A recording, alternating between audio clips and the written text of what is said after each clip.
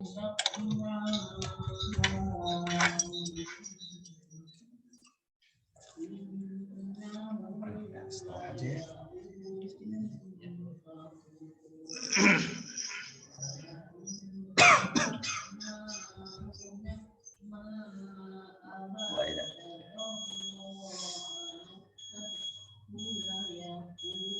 Bapak Ibu, kita mulai saja. Bismillahirrahmanirrahim. Tadil kalam. Assalamualaikum warahmatullahi wabarakatuh. Waalaikumsalam warahmatullahi wabarakatuh. Alhamdulillahilladzi nata'ijal fikril arbabil hijab. Salatu wassalamu ala nabiyil mustafa wa ala alihi wa sahbihi al-sidq wal wafa. Amma ba'du. Qala Allah Ta'ala fi kitabihil azizil karim. A'udzu billahi minasy syaithanir rajim. Bismillahirrahmanirrahim.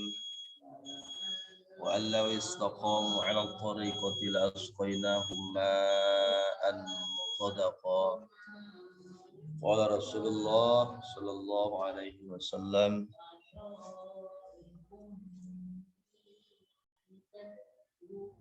Tulubul ilma minal mahdi ilal lahdi. Carilah ilmu dari pertama aisan ibu sampai masuk ke liang lahat. Quran wal hadis, suraqallahul azim. Wallahu a'lam bishawab. Pertama-tama marilah kita panjatkan puja serta puji syukur kehadirat Allah Subhanahu wa taala yang telah memberikan limpahan rahmat serta maghfirah kepada kita semua. Di antaranya nikmat yang paling terbesar adalah nikmat istiqomah iman dan Islam kita kepada Allah. Sehingga alhamdulillah pada pagi yang insya Allah penuh berkah ini, mudah-mudahan kita semua senantiasa diberikan kesehatan walafiat zahir batin oleh Allah Subhanahu wa taala.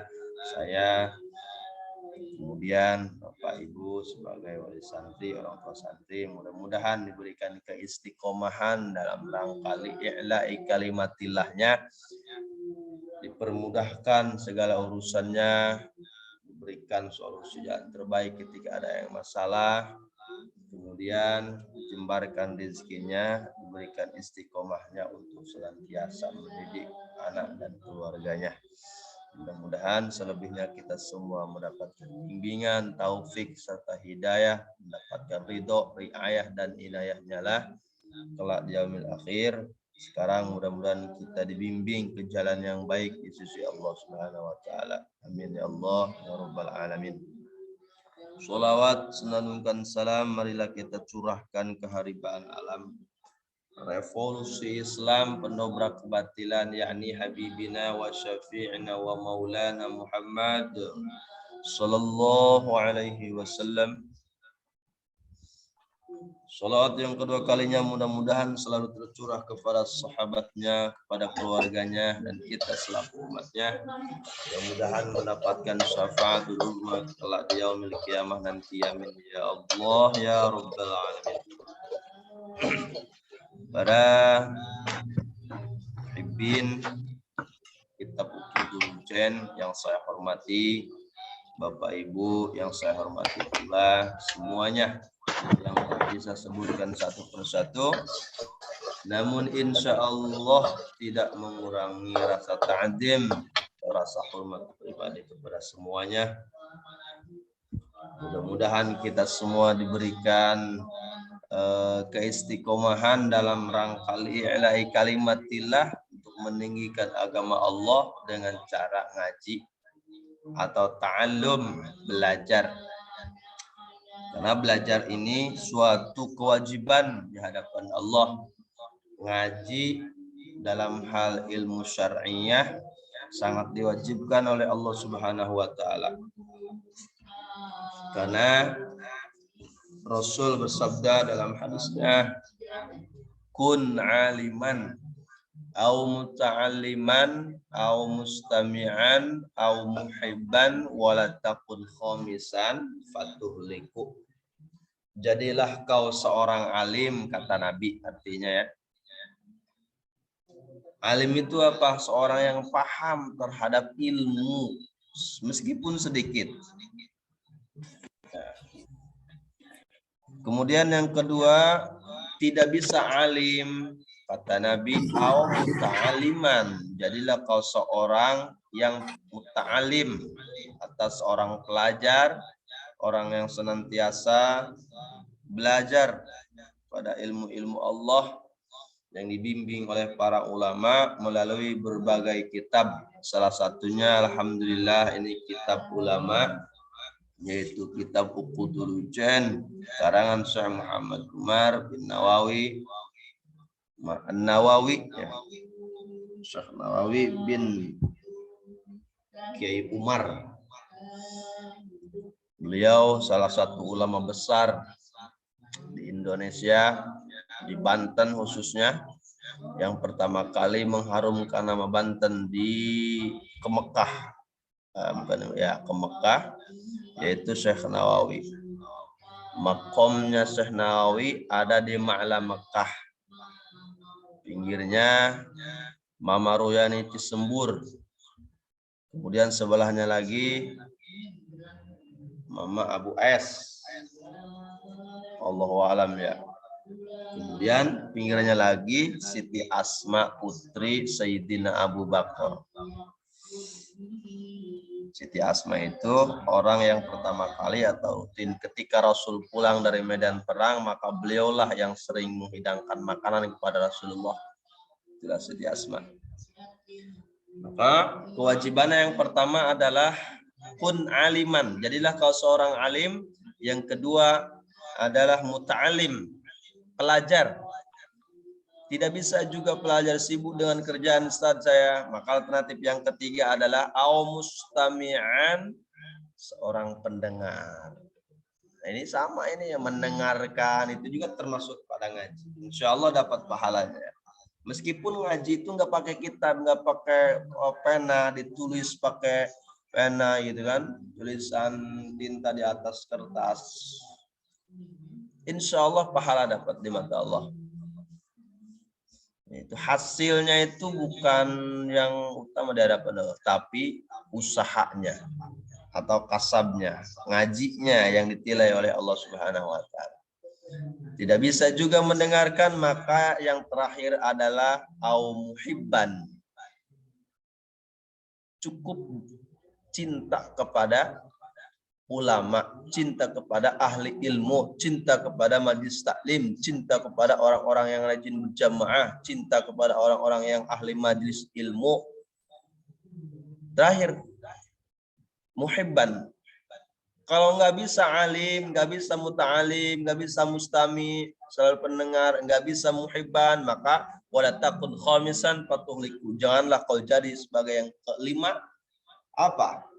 Alim tidak, muta'alim tidak, mustami tidak, muhib juga tidak. Maka kata Nabi, wala takun khamisan fatuhliku. Hancurlah orang tersebut. Artinya hancur itu celaka di mata Allah karena sudah tidak mementingkan kepada ilmu-ilmu Allah. Alhamdulillah, pada kesempatan ini kita akan membahas masih lanjutan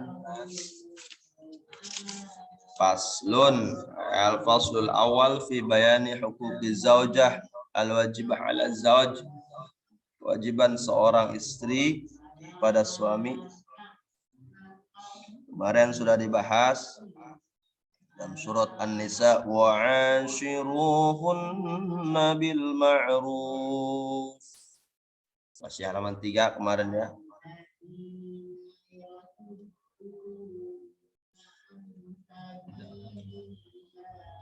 Yang artinya wa'ashiruhunna bil ma'ruf, bergaulah dengan cara baik atau ma'ruf di sisi Allah tentunya.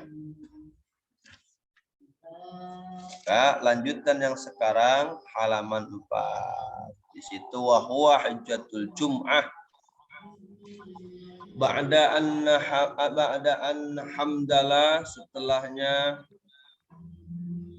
cantumkanlah pada hamdalah kepada Allah. Lanjut, wa asna alaihi wa wa'adhal hadirin, kemudian aku memuji kepada Allah dan memberikan petuah atau mau'izah. Ala, kalau bahasa kita, ingat. Tanabbahu ya qaum lima yulqa ilaikum. Ini di kaum, dipanggil nih kaum-kaum. Apa pesannya yang harus kita ingat? Wastausu bin nisa'i khairan. Berikanlah wasiat, berikanlah wejangan kepada seorang istri, kepada seorang emak-emak, istri-istri, ibu-ibu ya. Khairan, dengan yang baik. Al-baul ta'diyah, ba'nya yang ada di dalam kalimat yang dibaca tadi adalah mempunyai makna ta'diyah. Ta'diyah itu kalau dalam ilmu nahwu, ilmu shorof, ilmu alat disebutnya bina muta'addi itu. Astausu bin nisa, mempunyai makna ta'diyah. Ikbalu wasiati, yaitu menerimalah kalian pada wasiatku, pesanku, fihinna wa'lamu biha, ketahuilah. Jadi harus tahu apa aja yang ingin diwasiatkan atau dipesankan oleh ulama, oleh kitab ini.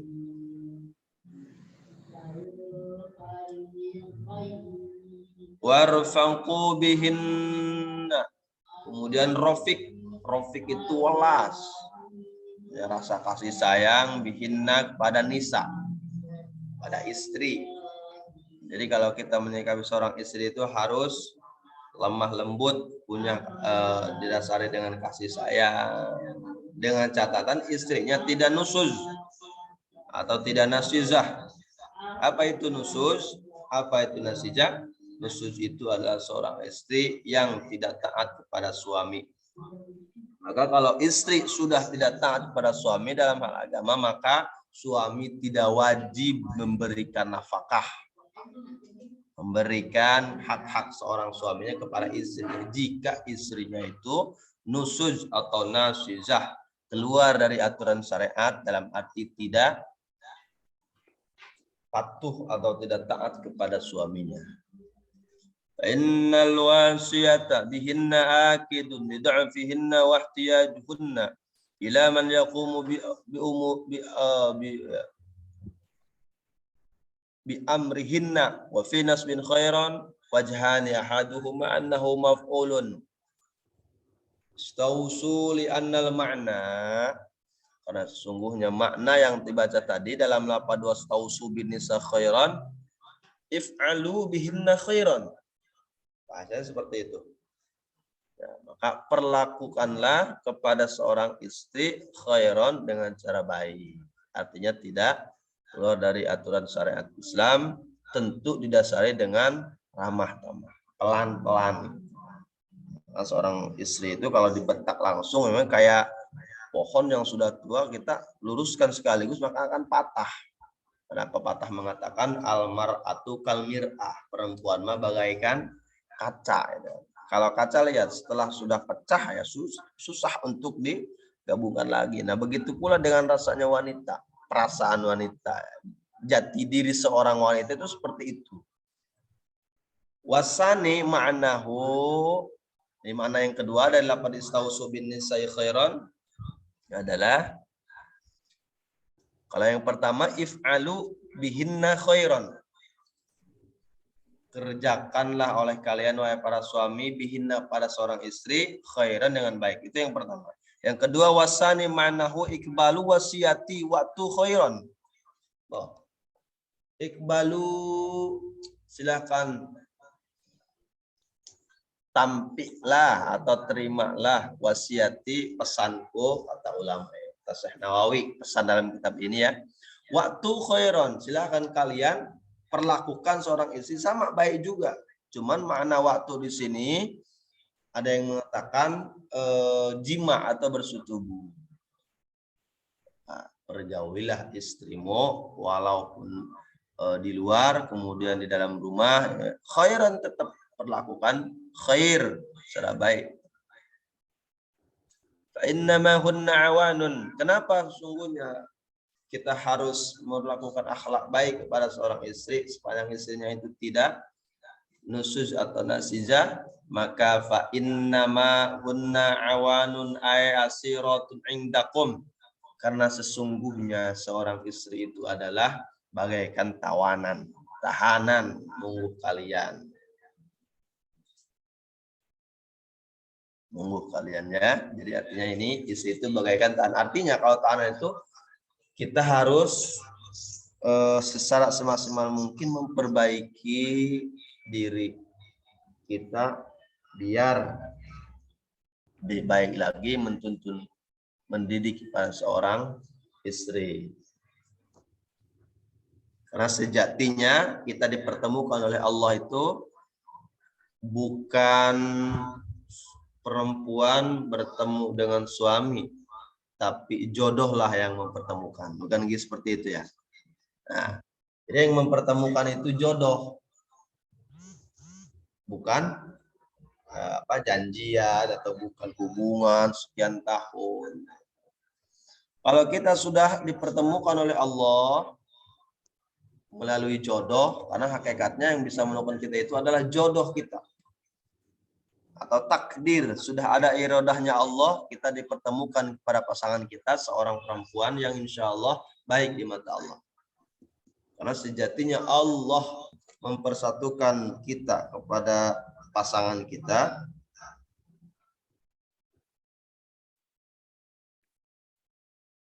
adalah sebagai amanah yang harus kita jaga. Ya. Maka sejatinya setelah kita bersatu di dalam akad nikah, dan bahasa hadis yang diriwayatkan oleh Imam Muslim dan Jabir itu kan ada bahasanya fattaqullaha fin nisa, maka bertakwalah kepada Allah melalui akhlak baik kepada seorang istri. Fa innakum akhdutumuhunna bi amanatillah, karena sesungguhnya engkau sudah menikah maka ada amanah di dalamnya. Apa amanahnya? Yang harus kita jaga adalah kewajiban seorang suami kepada istri, itu amanah, maka dijaga. Seorang istri jaga. Wastahlaltum furujahunna bi kalimatillah, karena sesungguhnya kita sudah dipertemukan oleh Allah dengan pasangan kita, kita sudah menghalalkan, dihalalkan oleh Allah dengan kalimat-kalimat Allah. Setelah seperti itu, maka ada amanah yang harus kita jaga, ada kewajiban yang harus kita laksanakan, terutama kepada seorang istri. Kalau kita kupas itu kan kewajiban seorang suami itu ada 5, Pak. Ntar mungkin ada pasal-pasal ke depannya. Ini masih membahas tentang kewajiban seorang istri kepada suami. Yang pertama, harus taat kepada suami. Ada lagi ntar pasal menjelaskan tentang kewajiban seorang suami kepada istri. Yang pertama, memberikan nafkah berupa makan. Karena kalau kita sudah menikah, ya kasihan anak orang kalau nggak dikasih makan. Dipeting, nggak dikasih makan. Itu mah kayak kambing ya. Suruh nyari makan sendiri. Ntar ada. Di samping makanan, tentunya dengan cara yang halal. Tidak boleh memberikan nafkah, memberikan kewajiban seorang kepada istri itu tidak boleh dari makanan yang kurang halal, artinya yang tidak diperkenankan oleh agama, misalkan yang haram, nauzubillah. Kenapa yang haram tidak bolehkan? Karena sejatinya ketika makanan masuk kepada tubuh kita, kata Nabi, kullu lahmin nabata minal haram fannaru aula bih. Ketika daging yang tumbuh, darah yang mengalir di dalam tubuh kita, min aklil haram, nabata minal haram, dari makanan yang haram, maka fannaru aula bihi. Nabi 3 kali menyebutkan fannarunya. Fannaru faunaru aulabih, maka api neraka akan menyambar kepada daging tersebut. Nauzubillah summa nauzubillah. Itu yang pertama. Jadi makanya berbentuk makan. Jadi istri kita harus dikasih makan, misalkan pagi dikasih capcay, duhurnya dikasih nasi padang, malamnya dikasih ya pecel lele atau apa gitu. Ya, seperti itu. Tergantung seleranya. Ditanya, "Mah, malam ini mau makan apa?" Terserah. Biasanya kan istri kayak gitu, terserah AA gitu ya. Itu juga sudah luar biasa. Kalau sudah menyenangkan kepada seorang istri lebih daripada itu, berarti suami tersebut insya Allah sudah adil di mata Allah. Sudah bisa menjalankan seorang suami kepada istri. Makanya yang kedua kata Nabi adalah berbentuk pakaian. Wajib seorang suami memberikan pakaian kepada seorang istri. Karena banyak seorang istri-istri sekarang tuh pakaian nggak dijaga. Ya, saya tidak menyalahkan kepada seorang istri. Kalau ada istri pakaian yang seksi, misalkan nauzubillah ya, atau pakaian yang memang tertutup aurat tapi kelihatan tuh letak tubuhnya, itu juga sama, tidak diperbolehkan oleh syariat agama. Masih banyak sekarang seorang istri yang berani memakai pakaian keluar didiamkan oleh seorang suaminya. Ini salah suaminya, bukan salah istrinya. Kenapa kita memberikan izin untuk memberikan izin membeli pakaian yang seksi, membeli pakaian yang memang tertutup aurat, cuman di situ kan ada letak tubuhnya itu terlihatkan jelas. Maka itu sama tidak diperbolehkan. Maka pakaian yang baik itu ada 3 kriteria. Yang pertama menutup aurat. Yang kedua adalah harus tidak mempertontonkan lekak tubuh seorang wanita. Misalkan ya bentuk-bentuk badannya itu terlihat seksi meskipun tertutup auratnya. Yang ketiga, kalau bisa mah jangan terlalu ngejreng. Ini bukan haram, bukan tidak diperbolehkan yang ngejreng mah. Ya, misalkan merah, oranye gitu, memang boleh-boleh saja. Cuman kalau bisa jangan dibanyakan pakaian yang seperti itu, ngejreng, merah, oranye, kuning gitu, boleh-boleh saja. Yang pakaian itu ada 2 yang wajib. Yang pertama, yang pakaiannya harus menutup aurat. Ini kewajiban seorang suami kepada istri. Aurat perempuan itu seperti mana? Maka ada istilah ulama. Kriterianya tiap ulama auratnya. Kalau jilbab itu wajib, tidak ada perbedaan ulama jilbab kalau menurut saya. Kemudian menutup auratnya perempuan dulu harus tahu dulu wajah dan kafain. Ya, wajah itu boleh terlihat, artinya kalau nggak pakai cadar juga nggak masalah. Memang ada sebagian ulama, jumhur ulama mengatakan harus dicadar, ditutup. Ya, tapi bagi saya tidak mewajibkan cadar. Ya, karena dulu saya mondok itu guru saya juga tidak mewajibkan bercadar. Tapi kalau hijab kerudung itu wajib. Nah, bagi seorang pelajar jangan sampai mengatakan dia sudah tahu hukumnya kemudian dilencengkan. Hukumnya itu misalkan dia sudah tahu ilmunya bahwa memakai kerudung itu wajib, tapi dia mengatakan kepada orang-orang misalkan anak muridnya, kerudung itu terserah kalian, tidak wajib. Maka harus benar-benar tegas. Tentukan hukum Allah mah harus tegas. Kalau memang A, kita katakan A. B, kita katakan B. C, kita katakan C. Jangan sampai hukumnya A dikatakan B. Nah, inilah yang dimaksud dengan menyelewengkan ayat-ayat Allah. Wala talbisul haqqa bil batil. Jangan kau campur adukan hukum-hukum Allah. Hak disebut batil. Batil disebut hak. Nah, inilah yang kurang tepat di sisi Allah. Ingat tadi, kembali ke masalah. Pakaian yang dianjurkan oleh syariat 2. Yang pertama harus menutup aurat. Yang kedua adalah jangan memperlihatkan lekuk lekat tubuhnya seorang istri, seorang wanita. Karena sejatinya Nabi Allah juga memuliakan kepada wanita, kita jangan sampai merendahkan. Apalagi wanita sendiri itu tidak mau dihargai dengan cara pakaiannya misalkan tidak dijaga, naudzubillah ya. Mudah-mudahan kita dijaga oleh Allah, selalu menjaga pakaiannya di sisi Allah yang sesuai dengan syariat agama, artinya menutup aurat dan tidak memperlihatkan lekuk-lekuk tubuhnya. Kemudian yang ketiga adalah rumah. Ya, seorang suami wajib memberikan rumah kepada istri. Ya, tentunya sesuai dengan kemampuannya. Bagaimana kalau misalkan ngontrak, nggak masalah. Sepanjang itu kewajiban suami. Ngontrak, ngekos, nggak masalah ya. Bagaimana kalau misalkan tidak mampu kontrak juga, seperti masih tinggal di seorang mertua misalkan, tidak masalah, yang penting ada izin dari ketenangan dari mertua, nggak masalah.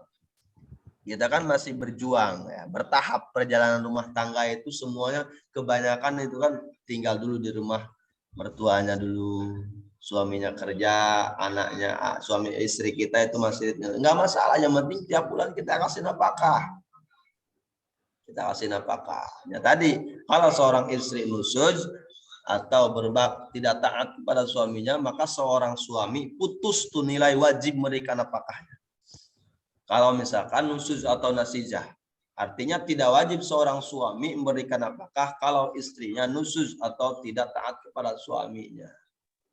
Tentunya perintah suaminya sesuai dengan syariat agama. Kalau keluar dari syariat agama, ya kita tidak wajib seorang istri melaksanakan perintah suami, meskipun itu perintah dari suami. Kenapa tidak wajib? Karena perintah suaminya tidak sesuai dengan aturan syariat agama. Kemudian yang keempat adalah pendidikan. Ini penting nih. Pendidikan harus diberikan kepada seorang istri, kepada istri. Karena banyak seorang istri yang ngaji di majelis taklim, memang tidak salah. Hakikatnya itu kewajiban, bukan kewajiban seorang guru ngaji. Mengajar ibu-ibu, tapi yang wajib itu suaminya. Misalkan pendidikan dalam hal ilmu tajwid, ini hukumnya idgham, ikhfa, iqlab, izhar, kemudian gunnah, mad tabi'i, mad jaiz, mad wajib. Itu kewajiban suami sebetulnya, bukan kewajiban ustadz. Bukan kewajiban suami. Makanya jangan menyalahkan ketika ada ustadz minta bayaran buat listrik. Misalkan di sekolah ini kadang-kadang dibincangkan nih, iuran per bulan sekian puluh ribu buat bayar listrik, padahal buat listrik buat dia doang. Ini kadang-kadang jadikan omongan, mahal amat katanya di pesantren itu mah, di majelis itu mah, di sekolah itu mah.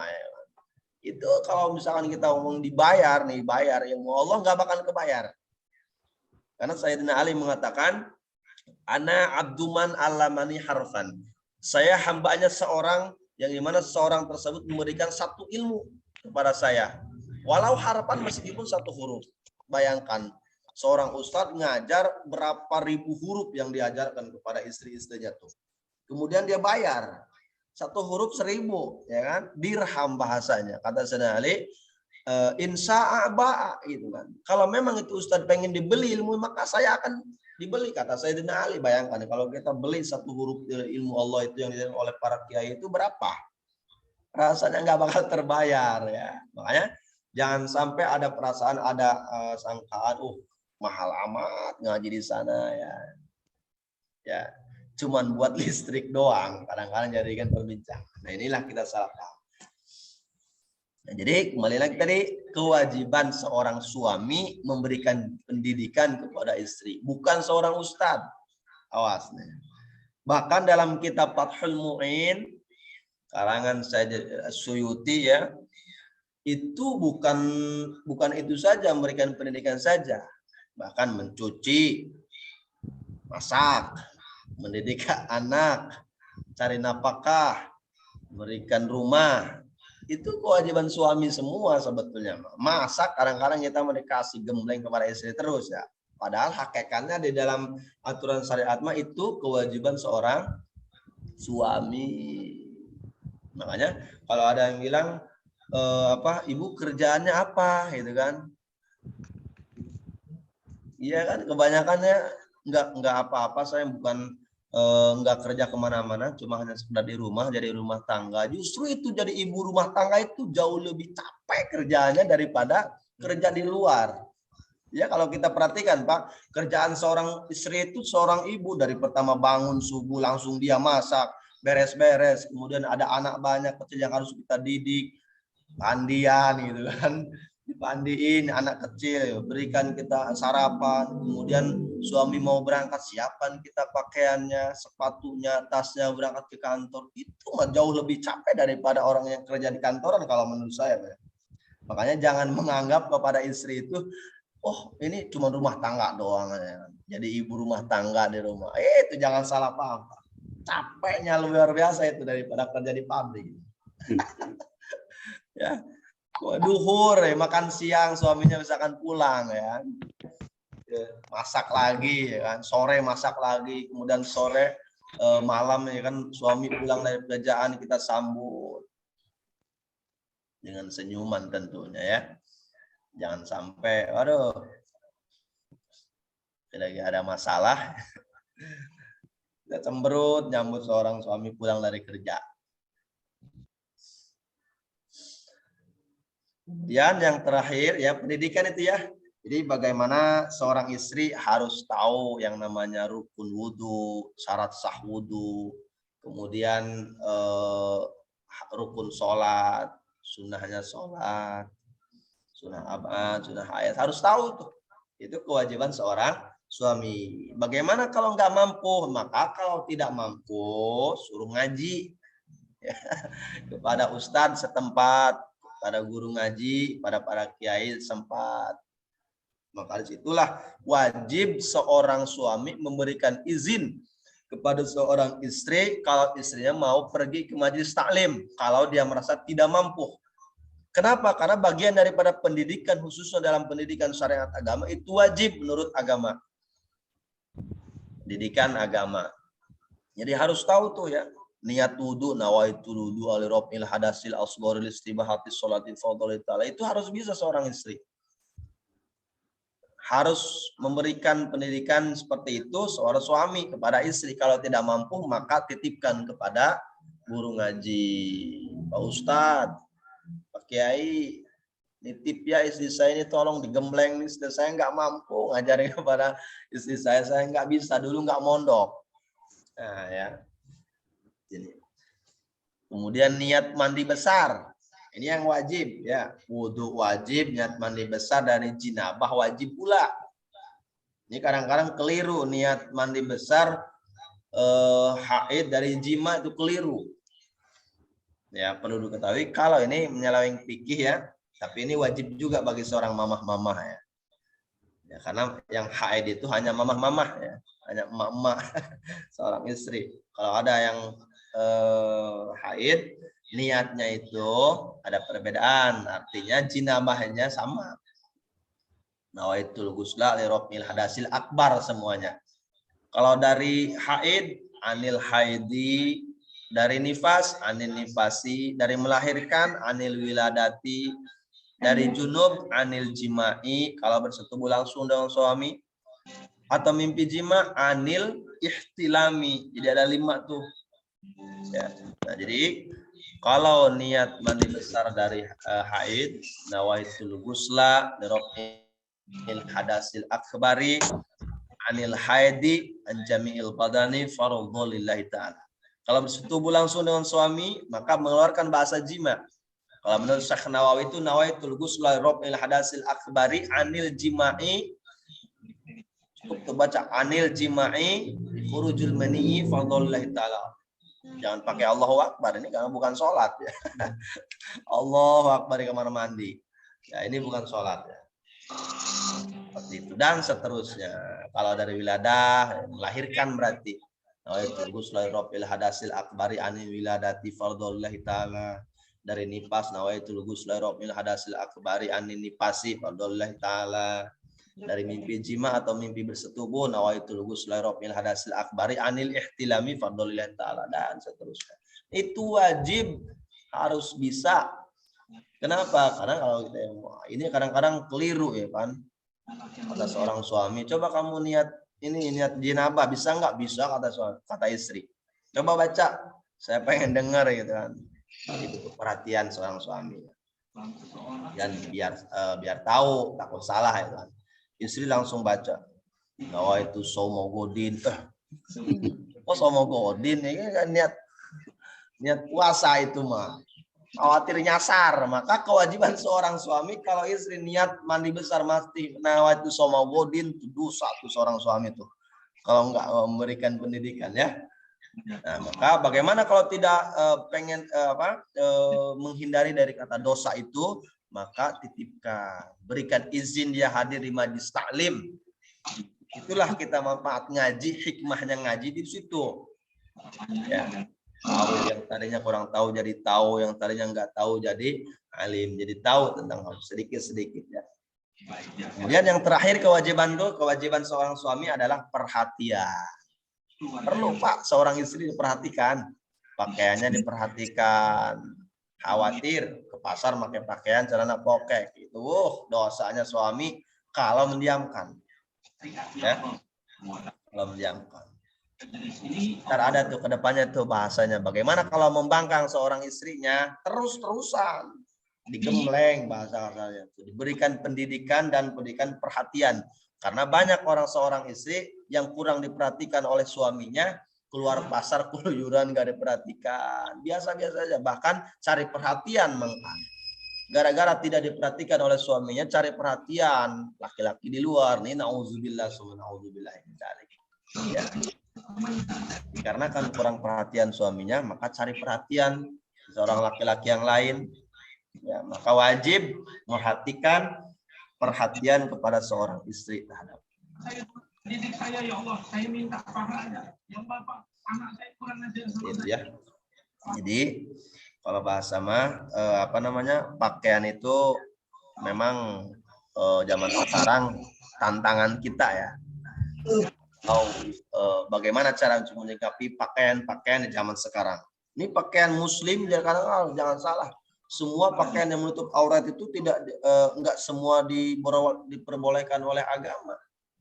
Ada yang baju gamis tapi ininya merecet, gitu kan? Dekat tebunya, bagian tangannya itu kelihatan. Nah kalau bisa menghindari itu pakaian yang seperti itu.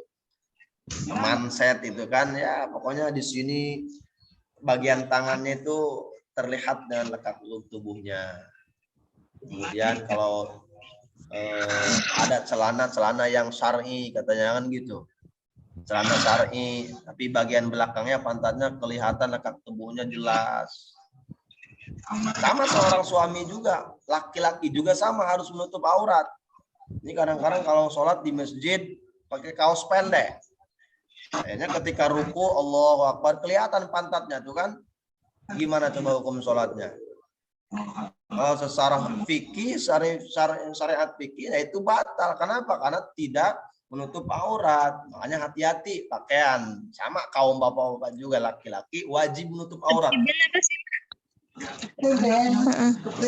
Wajib ya. Dia begitu ruku kelihatan pantatnya tuh ya. Apalagi yang lebih parah mah ketika dia sujud kelihatan tuh bolongan celengan ya. Kita masukin koin dong. Makanya hati-hati ya. Kaos pendek kalau bisa mah jangan dipakai sholat. Khawatir kebuka pantat kita. Kalau menurut syariat fikih itu batal. Karena kita tidak bisa menjaga pakaian, menutup aurat. Karena salah satu rukun daripada sholat adalah harus menutup aurat. Sama suami, sama istri, sama. Seperti itu ya. Harus dijaga pakaiannya. Kemudian lari ke kitab nih. Lari lagi ke kitab nih, kita belum baca tadi.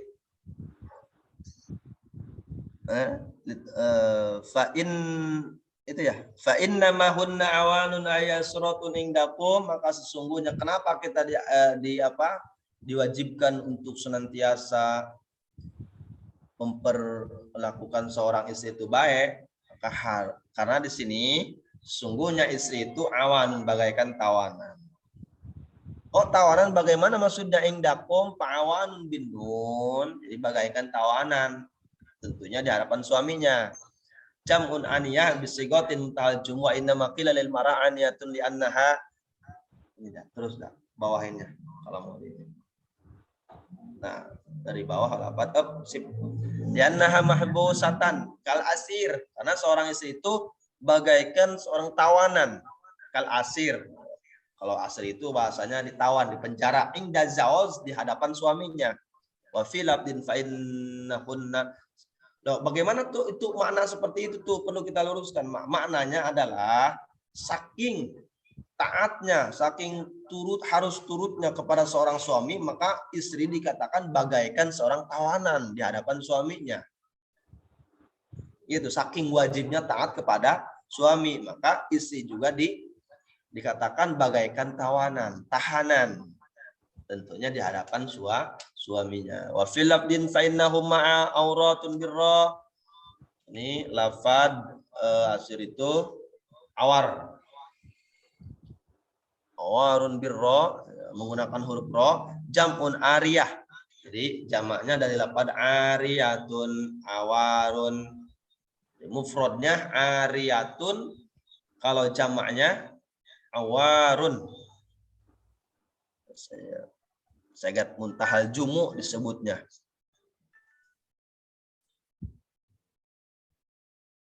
Kemudian fa innar rijala akhduhunna bi amanatillah.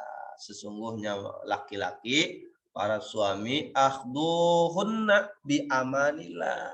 Kita menjadikan seorang istri itu akhdu, kalau misalkan bahasa di kalimat di sini akhdu, menjadikan istri bersama dengan kita, bersatu. Kenapa? Karena di situ ada amanat Allah. Kalau kita sudah bersatu, di situ ada amanat Allah yang harus kita jaga. Nafkahnya, pakaiannya, makanannya, rumahnya, pendidikannya, perhatiannya, dan seterusnya, kewajiban-kewajiban suami. Itu bagian daripada amanah Allah dipercayakan kepada seorang suami. Ya. Lanjut. Laisa aysani tamlikuna minhum syai'an ghairu dzalik al-khair la ayyatiyani bi fahishah.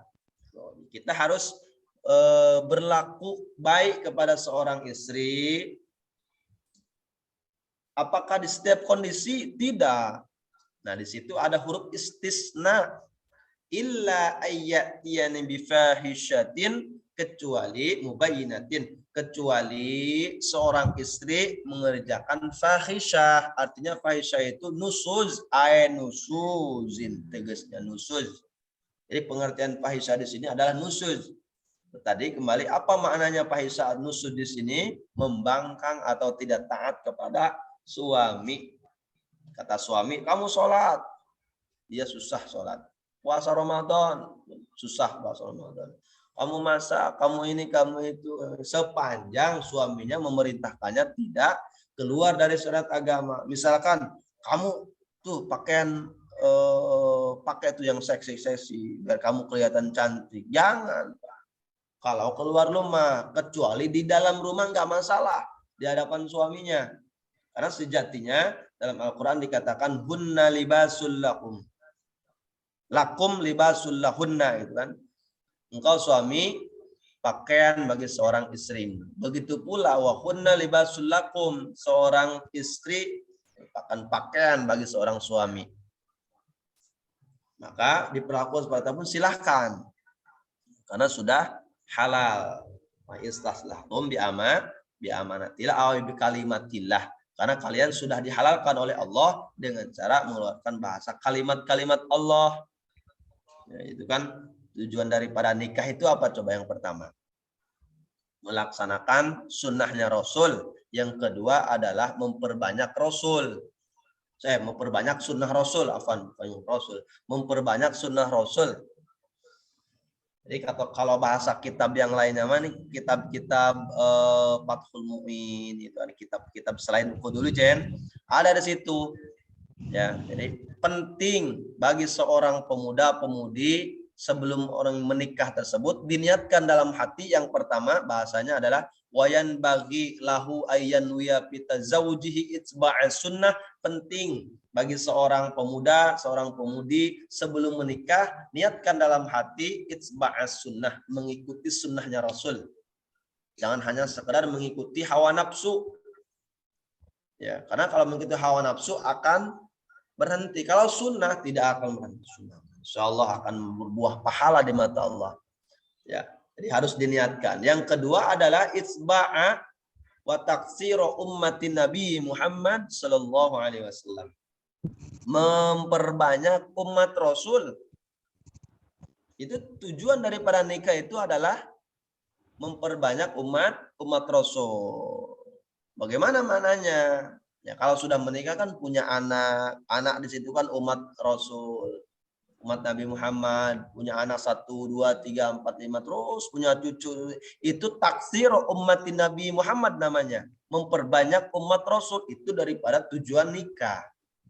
Itu tujuan daripada nikah. Makanya kalau bisa mah jangan di KB. KB itu apa? Keluarga berencana kan gitu ya. Di KB kalau bisa mah jangan. Memang ada sebagian ulama boleh KB. Yang pertama sesuai dengan syariat agama.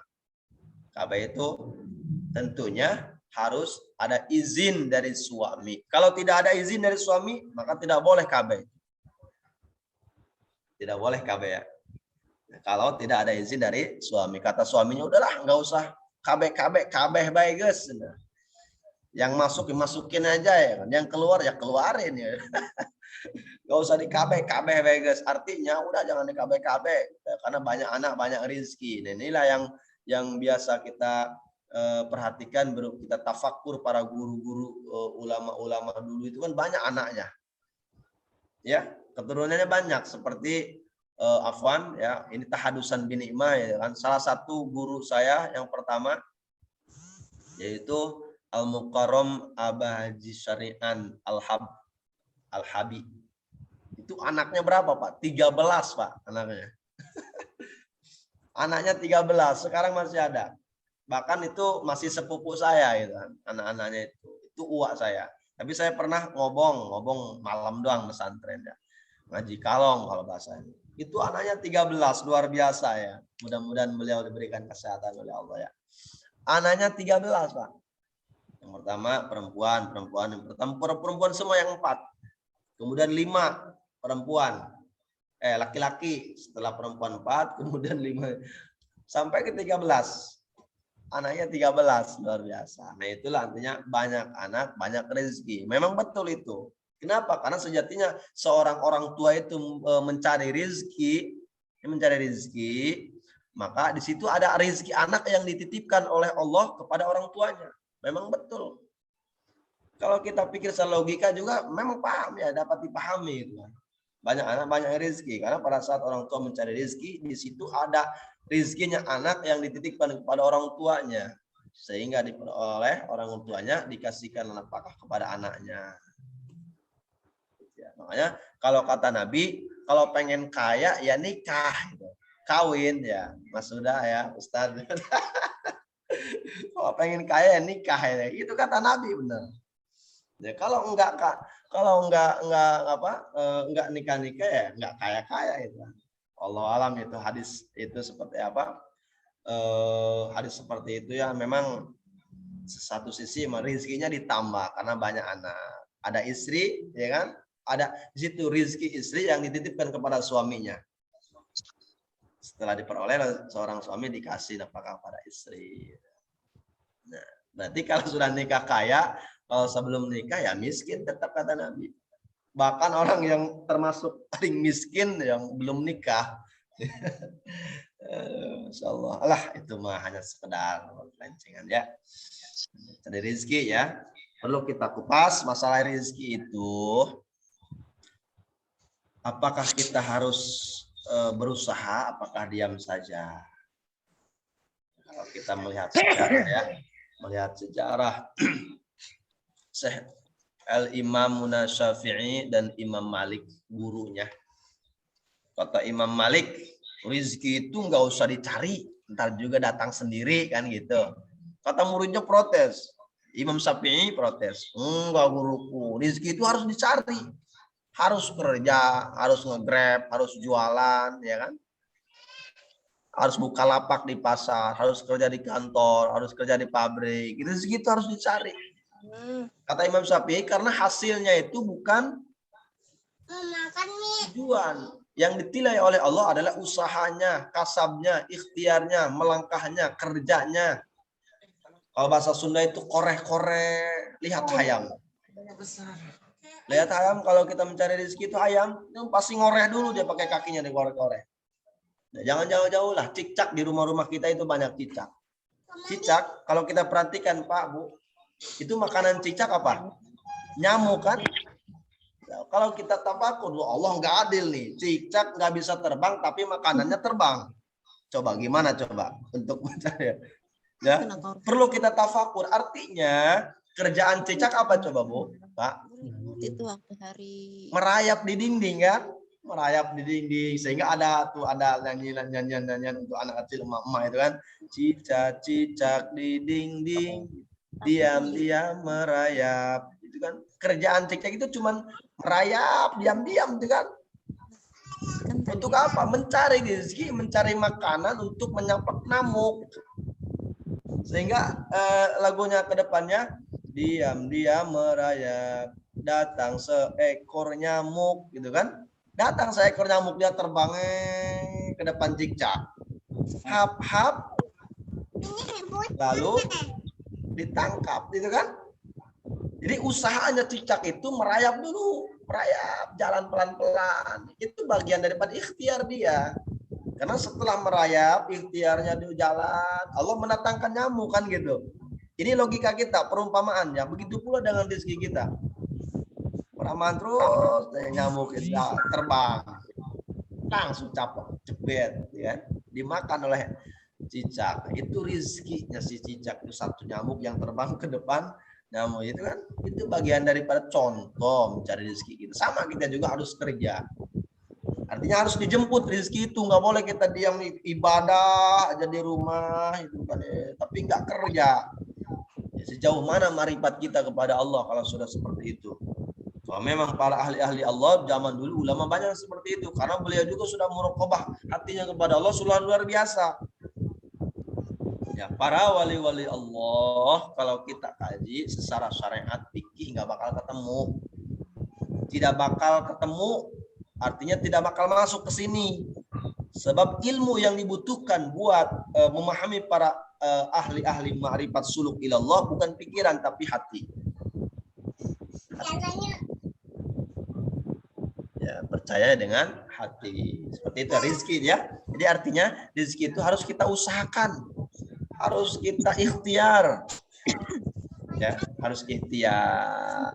Kalau kita ingat kepada apa kisah Asmu'i yang ahli sastrawan itu kan, di perjalanan bertemu dengan seorang badui, seorang pelosok yang kebetulan dia baru masuk Islam, sehingga tengah-tengah perjalanan bertemu seorang Asmu'i. Ditanya oleh orang badui itu, orang badui ya, ini kisah-kisah rezeki, harus yakin dengan rezeki kita ya.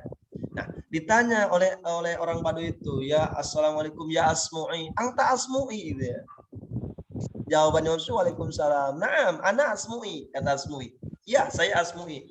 Oh, Asmu'i yang ahli sastrawan itu? Ya, betul, kata Asmu'i. Oh, coba tolong bacakan satu ayat saja kepadaku, kata orang Badui itu. Maka Asmu'i membacakan ayat kebetulan tentang rizki. Kalau nggak salah itu surat Az-Zariyat. Az-Zariyat Zarwa itu kan Az-Zariyat. Kemudian ayat belasan ada ayat wa fis samai rizqukum wa ma tu'adun. Wa fis samai rizqukum wa ma tu'adun. Kata Ali Badui itu kan apa artinya itu? Kata Asmu'i, wa fis samai rizqukum, ada rezeki kamu di langit. Wa ma tu'adun, akan diturunkan kepada orang-orang yang Allah telah janjikan kepada hambanya. Oh, berarti Allah menurunkan rezeki dari langit? Iya. Satu doang kuncinya kata Imam Syafi'i, harus yakin. Kata Asmu'i. Oh, kalau gitu mah aku harus yakin nih. Padahal dia baru masuk Islam. Dia yakin dengan ayat yang dibacakan oleh Asmawi tadi, kebetulan kan di perjalanan itu dia bawa unta. Untanya langsung disembelih, Pak, Bu. Apa tujuannya? Untuk diberi sedekah, dinafkahan kepada warga setempat. Disembelih untanya, kemudian dibungkusin, dibagikan ke warga situ. Saking yakinnya rizki Allah. Itu orang Baduy baru masuk Islam.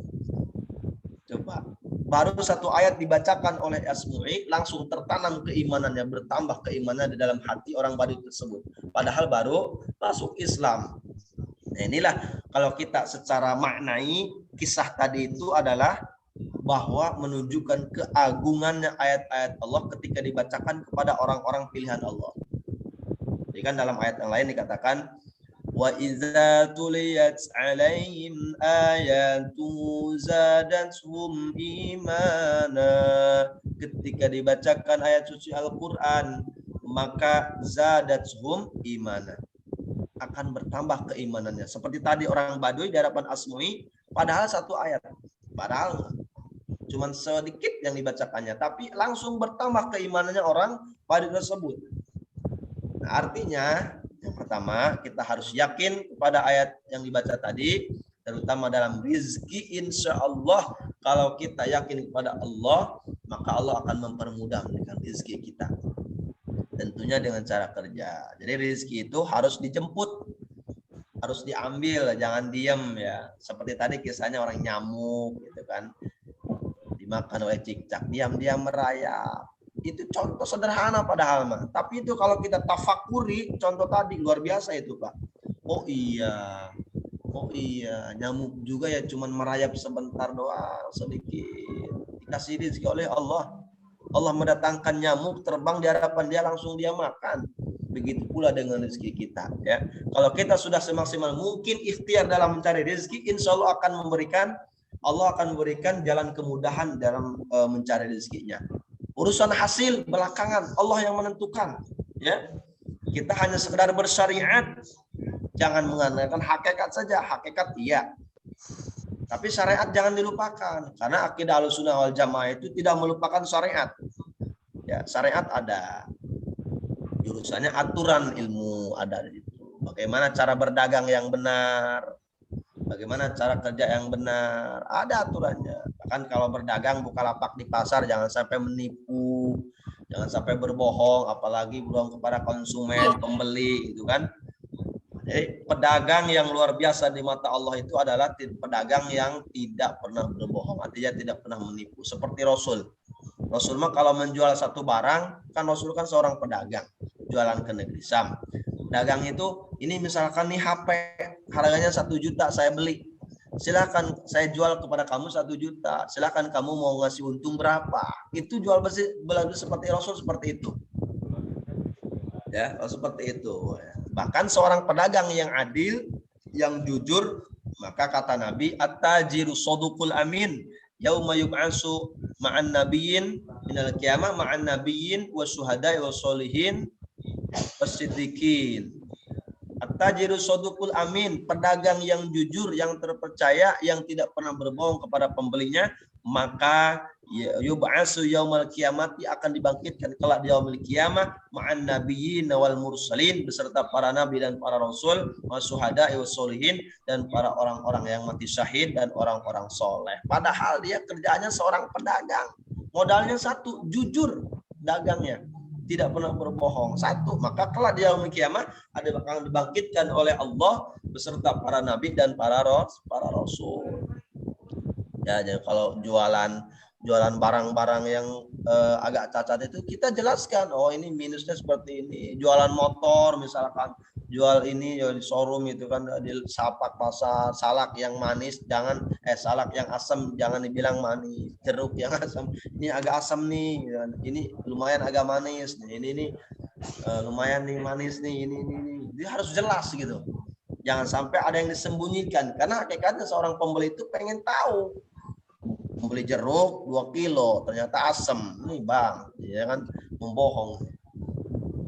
Kata pembeli, kata penjualnya, ini salak nih, ada jeruknya manis nih, manis. Pada saat dia dibeli ya asam, bohong berarti ya. Hati-hati dalam berdagang ya. hati-hati dalam berdagang. Bahkan seorang pembeli juga hati-hati. Jangan dibiasakan nawar kepada pedagang yang untungnya kecil. Seperti contoh tukang sayuran, tukang kangkung, tukang ya sayuran-sayur sop gitu kan kecil untungnya paling gope Pak Bu untungnya. Gope. Ini biasanya ibu-ibu nih, ini PR bagi seorang istri. Ibu-ibu yang biasa belanja kepada tukang sayuran. Tukang sayuran kan untungnya kecil, paling satu bungkus itu 500.000. Paling seperti itu. Kenapa tidak dianjurkan seperti itu? Karena kata Nabi, kalau sering menawar kepada pedagang yang untungnya kecil, maka dia akan tersendat rezekinya dalam konteks yang lain. Ingat itu Pak, Bu ya. Ini PR nih. Jangan dibiasakan menawar kepada pedagang yang untungnya kecil. Oh ini kangkung berapa nih? 2.000. Di pasar juga 1.500. Kalau mau pengen 100 ya ke pasar, jangan ke yang menawar ke keliling rumah. Ya, untungnya cuma 500. Itu PR bagi kita ya. Apalagi seorang yang jualan coet yang dipikul itu Pak, buat ngegerus sambal itu coet, tahu coet Pak? Coet sama bual itu Bu ya. Ditawar coba ini berapa nih 40.000. Di pasar juga 35.000. Lu nggak ngerasain itu beratnya itu coet yang dipikul lu. Berat, batu itu bukan tapai Bu. Bukan tapai. Ya, jadi artinya jangan dibiasakan menawar pada pedagang yang untungnya kecil. Ya, kasihan kepada beliau. Kalau bisa ini kangkung 2.000, 2.500, 2.000 ya. Ini 5.000 udah 1.000-nya ambil gitu ya. Indah kalau urusan seperti itu ya. Abang dada. Ya. Apalagi kalau menawar pada jualan penjual buah. Beli buah, jual sini buah satu. Ini manis gak? Coba cicipi satu lagi, cicipi satu. Nggak enak. Langsung lagi ke penjual ini lagi. Langsung sampai 10 pedagang yang mencicipi terus. Kenyang dia di pasar tuh. Maka di situ kalau cuma hanya sekedar mencicipi, maka semuanya pedagang situ terdolimi. Kalau kita maknai kajian seperti ini kajian sederhana sebetulnya ya. Terdolimi seperti apa? Kenapa terdoliminya? Karena pada saat kita menawar, menyicipi satu buah doang atau sebagian yang kita cicipi, maka di situ ada sebuah pengharapan seorang penjual ingin dibeli oleh orang tersebut. Kalau nggak beli kita coba nggak jadi beli ya Allah, nggak jadi beli, nggak mending dia mendoakan benar tuh. Coba mendoakan, dasar pembeli kayak gitu. Nah itu kan udah terucap doa yang didolimi itu luar biasa awas. Doa yang cepat diijabah oleh Allah salah satunya adalah doa yang didolimi, yang teraniaya, yang didolim. Makanya hati-hati ya doa orang tua, doa yang didolimi atau teraniaya, doa yang diijabah nih insya Allah di mata Allah. Yang pertama doa yang didolimi, yang kedua doa orang tua, yang ketiga doa orang yang sakit, yang keempat doa para nabi dan para rasul ya kepada umatnya atau kepada pengikutnya. Yang kelima adalah doanya orang yang musafir atau di perjalanan. Kemudian yang keenam ada terakhir doanya orang yang mendoakan orang lain tanpa sepengetahuan orang yang didoakannya. Contoh saya mendoakan bapak nih sama ibu. Bapak sama ibu tidak tahu bahwa saya mendoakan. Itulah doa saya akan dijawab oleh Allah. Nah, jadi yang terakhir adalah akan dijawab doanya orang yang mendoakan orang lain tanpa sepengetahuan orang yang didoakannya. Masih pakai kota TTD. Seperti itu ya. Jadi makanya hati-hati di pedagang ya. Hati-hati tadi. Sudah gimana? Lanjut ke kitab ya. Laisa tamlikun min syai'an mana tadi? Ai illa ayyatiyani bi fahishatin mubayyinatin, kecuali seorang istri melaksanakan hal yang jelek, hal yang fahisyah. Disebutnya fahisyah di situ ada tafsirnya nusuzin. Nusud artinya tidak taat kepada suami. Mubayyinatin jelas lagi. Zohiratin jelas. Bi an zoharat amaratuhu, amarahnya itu jelas. Ketahuan jeleknya di mata suami. Maka kalau seorang istri sudah seperti itu, fa'in fa'anna, jika melaksanakan amal yang tidak taat atau nusud terhadap suaminya, maka fahjuruhunna fil mawaji', hijrlah di tempat tidur. Artinya hijr itu pisah dari tempat tidur. Tapi fil madoji hanya sekedar di tempat tidur, artinya di kamar doang. Diamkan. Hajaro itu hijrah, ingkahan. Kalau bahasa Sunda itu ingkahan heula sakedap, biar dia berpikir, oh bahwa dengan seperti ini tuh istri saya akan berpikir, oh iya suami saya ini lagi marah nih kan. Kemudian istrinya tidur di atas ranjang, suaminya di bawah. Semoga istrinya berpikir seperti itu. Jangan seperti ini istrinya, oh rasain tuh suami saya tidur di bawah, emang rasa tuh. Ini istri kurang aja yang seperti ini ya. Justru suami yang seperti itu melakukan seperti itu biar istrinya mikir. Oh suami saya tidur di bawah kenapa ya? Oh saya punya salah. Ya Allah langsung minta maaf. Harusnya seperti itu. Ini mah enggak. Oh tahu rasa tuh suami saya tidur di bawah. Rasain loh. Ya. Ini istri yang kurang ajar ya. Apa pengertiannya? Fahjuruhunna fil madaji, di situ ada syarahnya ayataziluhunna fil firos, yaitu pisah dari tempat tidur. Firos itu apa, Bu? Permadani, kasur. Maka dihindarkan, hindarilah sebentar. Sampai kapan? Sampai sadar seorang istrinya ya. Kemudian wataroku madaji'atuhunna, dia meninggalkan tempat tidurnya, artinya kasurnya berpisah, ranjangnya. Suami istrinya di atas, ya suaminya di bawah di lantai. Kasihan memang kalau segini dilihat kasihan sama suami. Tapi sejak mendidik, ya, naum di situ tuh sarannya ketika tidur ma'ahunna, yaitu ketika tidur besertanya, wahadal hijro la ghayata lahu li annahu li hajatin sholaiha, karena maksud seperti itu ada maksudnya. Bukan berarti tidak mau tidur sama istri, bukan. Itu hanya sekedar kalau bahasa fikih adalah li ajli tamrin, sejak mendidik kepada istri. La ghayata lahu li annahu li hajatin sholahiha. Karena ada hajat, ada yang dimaksud biar maslahat, biar islah, biar sadar istrinya kepada suami. Pamata lam tasya fal hijru bakin wa illam bagus sinin, pamata sulahat fala, maka selama sinin itu selama berapa hari nggak ada perubahan. Kalau hijrah wa inda badul ulama ghayatul hijr syahrun, maka jangan bosan-bosan kepada suami sebulan pisah dari ranjang. Sepanjang istrinya tidak sadar pula. Ya, maka kalau seperti itu lebih dari 1 bulan, maka alternatif yang kedua tuh lihat bahasanya wadribuhunna dzurban ghairi mubarrihin. Pukul. Ya, bukan tempeleng, Bu, pukulnya, Pak ya.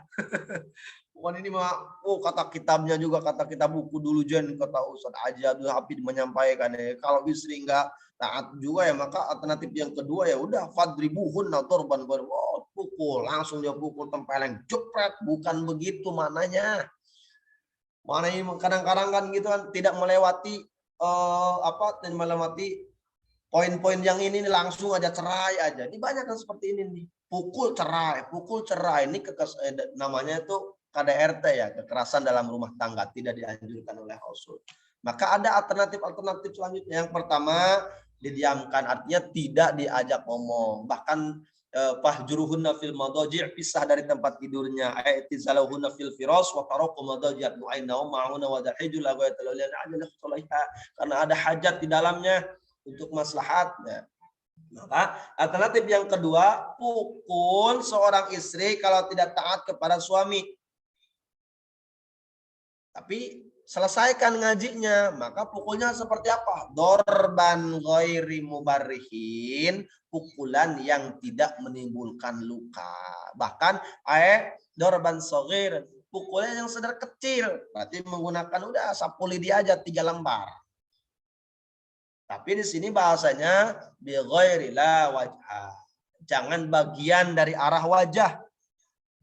Kalau dari arah wajah itu dilarang oleh Rasul. Maka pukul itu juga didasari dengan ucapan yang baik. Misalkan, Bapak marah nih kepada kamu, coba tolong rubah, ini aku akan pukul nih 3 lembar di lapu lidi. Cepret. Sudah. Jadi memukul juga kepada perempuan harus punya kasih sayang, punya perasaan. Ya. Punya perasaan memukul juga. Artinya ini kalau bahasa ini mah terminal-terminal yang harus kita laksanakan seorang suami. Aturan. Maka wa huwa alladzi la yuksiru udman. Pengertian pukul di sini adalah tidak sampai mematahkan tulang. La yuksiru udman. Oh, ini mah cepret, tangannya dipotong, dipatahin. Nauzubillah. Wala yusibu udwan, tidak menimbulkan luka dalam anggota tubuhnya. Ayat dorban ghairi syadid, yaitu pengertiannya adalah pukulan yang tidak keras. Artinya sebentar aja, bila perlu sentil aja, sentil cepret. Kalau sentil nggak apa-apa. Ya, sentil aja cepret. Tapi sentilnya jangan terus menerus. Ini sentil aja cepet. Ya bisa aja dia nangis pulang ke mamahnya tuh ya. Hati-hati ya. Jadi bila perlu kita kaji lagi masalah pukul ya. Jadi jangan menimbulkan luka. Meskipun sedikit lukanya itu tidak diperbolehkan. Wazalika illam yarji'na bil hijron. Wazalika dengan cara seperti itu illam yarji'na, kalau tidak kembali lagi bil hijron, fa in ata'nakum, maka kalau sudah taat kepada kalian suami ya, bima yuradu minhunna fala tabaghu ay la tadlubu durban ghair alaihinna sabila ay tariqan ila darbihinna zulman wa ja'alu ma kana minhum ma ka'allam yakun fa inna tabi'a min adz-dzanbi kaman la dzanbalah. Jadi kalau sudah seperti itu maka terus-teruskan didik untuk memperbaiki dirinya. Bagaimana kalau tidak ini? Kalau tidak terus-menerus, artinya berhenti dengan seperti itu, maka fa'in atau anakum fala tabghu alaihinna sabila. Kalau sudah taat seorang istri kepada suami, maka fala tabghu alaihinna sabila. Jangan mencari-cari lagi kesalahannya. Artinya ketika dia minta maaf, kita maafkan. Ketika dia minta ampunan, minta maafkan, kita harus punya hati yang sanubari yang luar biasa ya. Harus lautan pemaaf bahasanya. Allah juga pemaaf, kita juga selaku hambanya, kenapa tidak gitu kan. Maka kalau seorang istri kalau taat maka maafkan semuanya, jangan dicari-cari kesalahannya lagi. Fala tabaghu ay la tatlubu alaihinna sabila ay tariqan ila darbihinna dzulman, apalagi secara zalim dipukulnya. Nah, ini ya suami yang tidak menjalankan syariat agama. Wa ja'alu makana minhu ka'allam yakun fa inna taiba. Kenapa dianjurkan memaafkan kepada seorang istri? Maka fa inna taiba, sesungguhnya orang yang taib, orang yang taubat kembali ke jalan Allah yang lurus, minazanbi, dari kesalahan, dari dosa, alaina kaman la zanbalah, itu bagaikan orang yang bersih, artinya tidak punya dosa lagi. Ala ayatan bihu ya, ingat, ini ala ini adalah huruf tanbih bahasanya, huruf peringatan. Kata Syekh Nawawi, ala ingat, innalakum ala nisaikum haqqo, sesungguhnya bagi kalian seorang suami ala nisaikum kepada istri haqqon, ada kewajiban. Seperti tadi kewajibannya ada 5 kalau nggak salah ya, nafkah ya kan, kemudian pakaian, makanan, kemudian pendidikan, rumah, perhatian, itu 5 kalau nggak salah seperti itu. Ada dalam kitab-kitab yang lain itu dijelaskan dalam kitab syarah-syarah yang syariat fikih itu Fathul Muin. Kemudian dalam kali ini insya Allah ada ke depannya pasal al-faslul huquq zauj ala zaujah, kewajiban seorang suami kepada istri, ada insya Allah dibahas. Nah, walin nisaikum alaikum haqqo, bagi seorang istri kepada seorang suami, alaikum, atas kalian wahai para laki-laki, haqqo, ada kewajiban sama. Fahaqqukum alaihinna, maka kewajiban engkau kepada seorang istri, illam yuti'unna firasyikum min tahrakum wa la ya'zan min buyutikum liman taqrihuna ala haqquna alaikum an tahsanu ilaihinna fi kiswatihinna wa ta'amihinna. Tuh, ada berapa kewajiban seorang suami itu? Yang pertama adalah ayyatimu firasyikum, harus mengajak tidur, tempat tidurnya. Mintok itu kehalangan apa tadi? Ini kehalangan ini ya.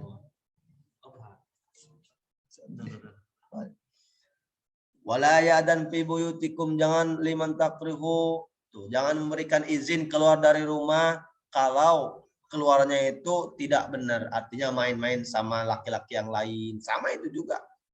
Terkecuali ini biasanya ada arisan ya kan, ada kepentingan arisan seorang istri kepada suami, maka jawabannya adalah harus disertai dengan suaminya. Kalau tidak bisa, maka ada tanaman kepercayaan dalam suaminya. Telusuri dulu nih benar apa enggak itu kan. Khawatir disalahgunakan, keluar dari rumah pengen main-main, nongkrong, kadang gitu. Itu banyak perempuan yang seperti itu tuh, nongkrong doang, padahal alasannya arisan, pentingan di luar rumah. Berarti ya.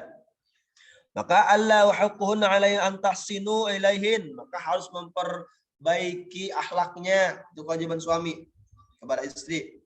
Kemudian setelah itu kiswatihinna, harus memperbaiki pakaiannya. Sudah tadi pakaian yang baik itu seperti apa, ya. Jadi wahakuhunna alaikum intahsanu ilaihinna fi kiswatihin, harus diperbaiki pakaiannya, jangan hanya sekedar membelikan pakaian. Pakaian yang setengah nggak boleh dipakai seorang istri. Seorang istri yang muslim itu harus menutup aurat, yang pertama. Yang kedua adalah harus pakaian yang tidak mempertontonkan auratnya, artinya lekak bahunya terlihat. Itu yang tadi. Kemudian yang selanjutnya wa ta'amuhunna, dan makan. Dikasih makan, pagi lontong sayur misalkan, siang nasi padang, malam ketoprak.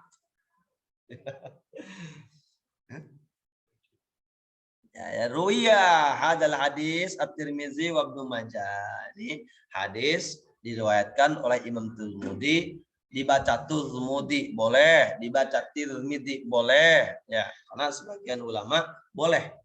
Tirmizi boleh, Tirmizi boleh. Nah, disinilah kita diajarkan jangan sampai memvonis orang lain, kamu bacaannya salah, kamu salah. Justru orang yang menyalahkan kepada orang yang membaca itu orang yang salah. Artinya dia tidak tuntas ngajinya. Tirmizi boleh, Tirmizi boleh. Kemudian yang kedua Imam Ibnu Majah, diriwayatkan oleh Imam Tirmizi dan Ibnu Majah. Wa qala Nabi sallallahu alaihi wasallam, Nabi bersabda dalam hadisnya, hakul mar'ati, sudah. Hakul mar'ati ala zauj, kewajiban seorang istri kepada suami, ay min haqqiha alaih, yaitu dari kewajiban seorang istri kepada suami. Apa kewajibannya? Yang pertama ayyat'amuha, memberikan makan. Tuh kan barusan sudah dibahas, ada nih. Memberikan makan. Ini hadis Rasul ya. Tentunya makannya sesuai dengan kemampuan suaminya. Pagi misalkan hanya bisa makanan yang sederhana. Ya. Siang juga sederhana, malam apalagi malam minggu itu kan dibeliin bakso misalkan, ya. Mie ayam gitu, nasi padang, nasi kebuli, ya. Itu wajib ya. Kenapa? Karena bagian daripada kewajiban.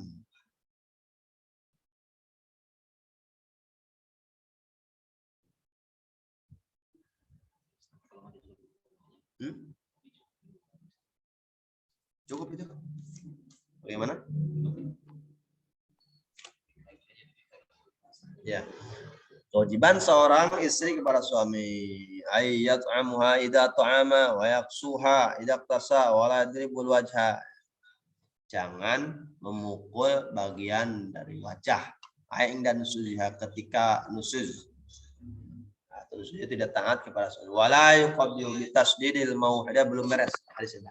Ke atas lagi. Maksuratan ayla suami wa yaqsu idza qtasa wa la yadribul wajha. Lanjut ke atas. Aing dan nusuzha. Terus. Sip. Bitasdidil muwahidah, dengan ditasdidkan huruf yang titiknya satu, berarti ba. Qabbih berarti bahasanya qabbiha. Ayla yasma makruhan wa la yaqul qabihakallah. Bu, jangan berkata yang jelek-jelek di mata. Seperti qabihakallah. Kamu jelek di mata Allah. Wala yajiru wa fi riwayatin wa yajuruna illa fil madri illa fil mabit. Kecuali di mabit. Mabit itu apa? Tempat tidur, tempat piros, indan nusuz. Maka boleh kita pisah ranjang, pisah tempat tidur ketika istrinya nusuz. Apa tujuannya tadi? Li ajli tamrin. Sejak mendidik, biar istri itu berpikir, oh seperti ini itu ternyata iya. Nah, amal hijru fil kalam fa innahu muharramun ali udrihi. Bagaimana kalau tidak ada uzur? Artinya uzur itu tidak ada faktor yang lain. Artinya tidak ada li ajli tambin, sejak mendidik maka haram. Pukul misalkan tanpa salah istrinya. Rawahu Tabrani wal Hakim. Coba ke atas lagi. Ini hadis diriwayatkan oleh Tabrani dan Hakim an Muawiyah sudah. Ya, jadi insyaallah kita akan bahas Sabtu yang akan datang. Wa qala ayyuma rajulin tazawaja imra'atan ala ma qalla minal mahri wa ausrun laisa fi dan seterusnya. Itu akan dibahas tentang. Itulah, mudah-mudahan ada manfaatnya ya.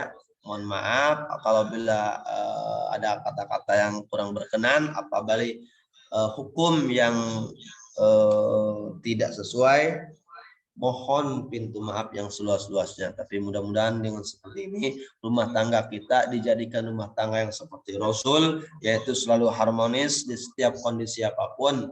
Karena sejatinya tujuan dari para nikah itu adalah litas kunu ilaiha, biar merasakan ketenangan di dalamnya, nyaman, tenang, nyaman setiap harinya di mata Allah.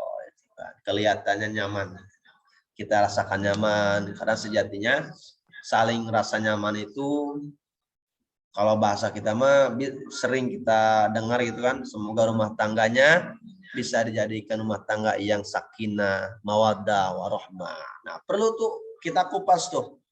Ya, apa artinya sakinah? Tenang, suaminya tenang, istrinya tenang di setiap kondisi apapun, setiap keadaan apapun ya. Di setiap keadaan selalu tenang. Kemudian ada lagi mawaddah. Mawaddah itu cinta, tapi fisik pandangannya. Kalau mawaddah masih muda, masih awal-awal menikah itu cinta, rambutnya indah, matanya indah, hidungnya indah, pipinya mulus, misalkan putih itu kan. Kemudian nah itu namanya mawaddah. Saling mencintai dengan cara mawaddah. Masih muda biasanya ya. Tapi kalau yang ketiga, sakinah, mawaddah, warohmah. Nah, rohmah mah kasih sayang meskipun sampai nini-nini. Jadi kalau ada pengajian, ya, setia datang ke majelis taklim suami istri, padahal sudah nini-nini, itu bukan mawadah lagi, tapi warahmah di situ. Ada rasa kasih sayang meskipun fisiknya sudah berubah, kulitnya keriput, misalkan rambutnya sudah jadi uban, itu rahmat namanya. Jadi sakinah, ketenangan, mawaddah, rasa cintanya bukan dari rahmat, artinya hanya fisik yang dipandang, itu mawaddah. Kalau warahmat bukan fisik lagi, itu kasih sayang yang luar biasa di hatinya suami dan istri kan. Jadi kalau ada yang hadir di majelis taklim atau di pengajian bergandengan suami istri padahal sudah nini-nini dan aki-aki, itu namanya masih warahmah rumah tangganya, penuh dengan kasih sayang. Ya, itulah tujuan dari para nikah. Kurang lebihnya mohon maaf apabila ada kata-kata yang salah. Kata yang salah mohon maafkan ya, yang seluas-luasnya. Tutup. Kembali lagi ke Pak MC.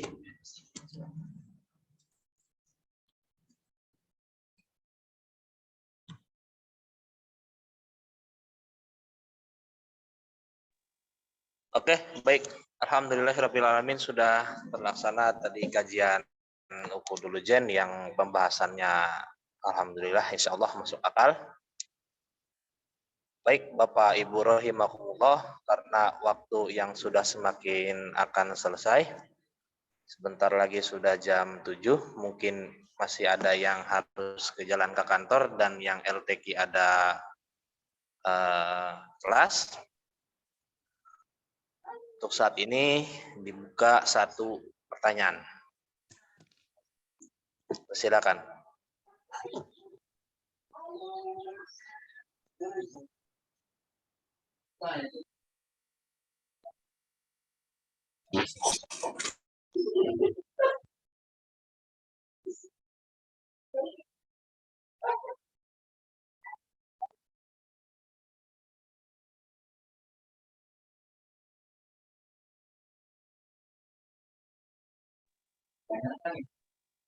Oke. Jika tidak ada, maka mari kita tutup dengan membaca doa.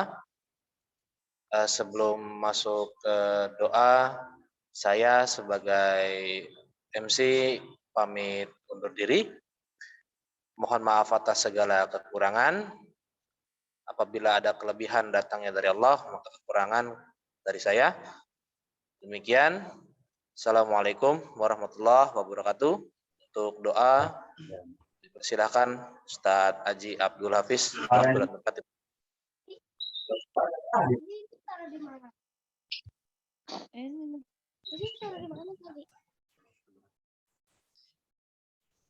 Baik, Masya Allah, Bapak Ibu, kita doa dulu dan kajian ta'alum yang berkah. Ya. Bismillahirrahmanirrahim. Astaghfirullahalazim. Hayyuqim ya dal jalali wal ikram. Allahumma sholli ala sayyidina Muhammadin fil awwalin wal akhirin. Wa barik wa sallim wa radiyallahu ta'ala an kulli sahabati Rasulillah ajma'in. Alhamdulillah rabbil alamin hamdan syakirin hamdan naimin hamdan yuwafi ni'amahu wa yukafi mazidah. Ya Rabbana lakal hamdu lakal syukur kama yanbaghi li jalali wajhika li karimi wa'adil sultanik. Allahumma shalli ala sayyidina Muhammadin abdika wa nabiyyika wa rasulika nabiyil ummiyin wa ala alihi wa sahbihi ajma'in. Allahumma inni a'udzubika min ilmin la yanfa'u ya Allah. Kami berlindung kepada Engkau ya Allah. Min ilmin la yanfa'u, dari ilmu yang tidak bermanfaat. Wa min qalbin la yakhsha', dari hati yang tidak tenang, dari hati yang kurang nyaman. Wa min nafsin la tasba', dari jiwa yang kurang tenang, dari jiwa yang tidak tenang. Kemudian wa min nafsin la tasba', dan tidak ada puasnya nafas dalam diri kami. Kemudian wa min du'ain la yustajabu laha, kami berlindung kepada Engkau ya Allah ya Rabb, dari doa yang tidak diijabah. Allahumma inna nas'aluka ilman nafi'an ya Allah. Anugerahkanlah kepada kami ilmu yang bermanfaat, rizqun wasi'an, dan rizki yang berkah turun melimpah, wa halalan thayyiban, dan rizki halal dan baik di sisimu ya Allah, wa syifaan min kulli da'i wa saqam ya arhamar rahimin. Berikanlah obat ketika kami mendapatkan musibah ujian dari Engkau ya Allah ya arhamar rahimin. Wahai Zat yang Maha Asih dan Maha Penyayang.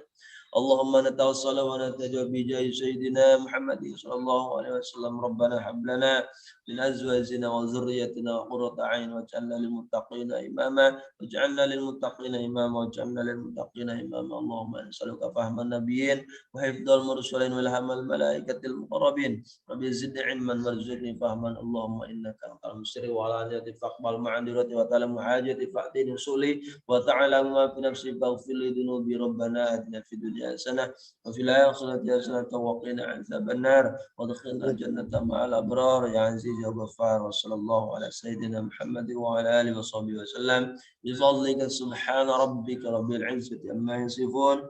Wassalamu ala al-mursalin walhamdulillahi rabbil alamin. Ala hadhihi niyyah wa ala kulli musallin barakatuh adil jamal sallallahu wasallam al-fatihah.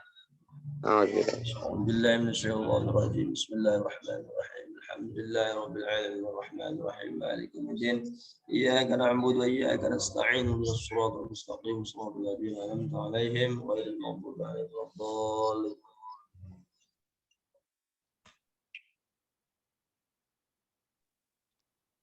Baik, terima kasih Ustaz. Bapak Ibu sekalian, mari kita tutup terakhir dengan membaca doa kafaratul majelis secara bersama-sama. Bismillahirrahmanirrahim. Subhanakallahumma wa bihamdika asyhadu an la ilaha illa anta astaghfiruka wa atubu ilaik. Demikian dari kami. Assalamualaikum warahmatullahi wabarakatuh. Persilakan. Waalaikumsalam warahmatullahi wabarakatuh.